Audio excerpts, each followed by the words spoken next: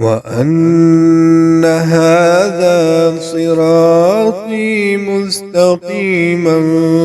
فاتبعوه ولا تتبعوا السبل فتفرق بكم عن سبيله ذلكم وصاكم به لعلكم تتقون. أعوذ بالله من الشيطان الرجيم. بسم الله الرحمن الرحيم.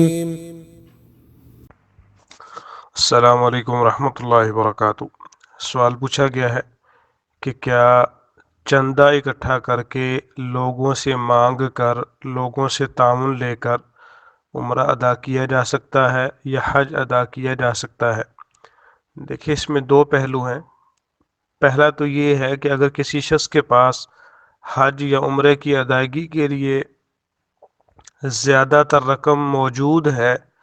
چند پیسوں کی ضرورت ہے، چند ہزار کی، تو وہ کسی سے ادھار پکڑ کر اپنی ضرورت کو پورا کر سکتا ہے اور وہ حج اور عمرے کی ادائیگی کے لیے جا سکتا ہے۔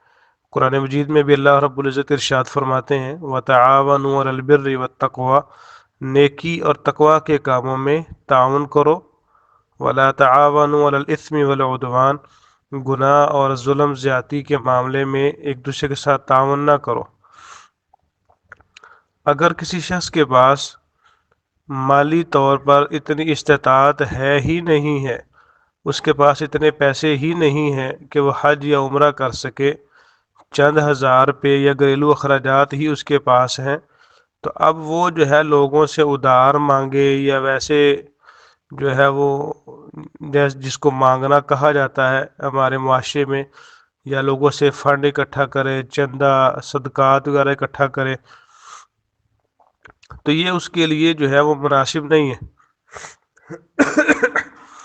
کیونکہ قرآن مجید میں اللہ تعالیٰ فرماتے ہیں وَلِلَّهِ عَلَى النَّاسِ حِجُّ الْبَيْتِ مَنِ اسْتَطَاعَ إِلَيْهِ سَبِيلًا، حج کی فرضیت اس شخص پر ہے جو اللہ کے گھر میں جانے کی استطاعت رکھتا ہو۔ اور نبی صلی اللہ علیہ وآلہ وسلم نے بھی اپنے فرامین گرامی کے اندر یہی بات بار بار ارشاد فرمائی ہے کہ اگر کسی کے پاس استطاعت ہو، حج یا عمرہ جو فرض ہوتا ہے انسان پہ، اس میں مختلف شرائط پائی جاتی ہیں، تو ایک شرط یہ بھی ہے کہ اگر کسی شخص کے پاس مالی جسمانی استطاعت اور طاقت موجود ہو پھر اس پر فرض ہوگا۔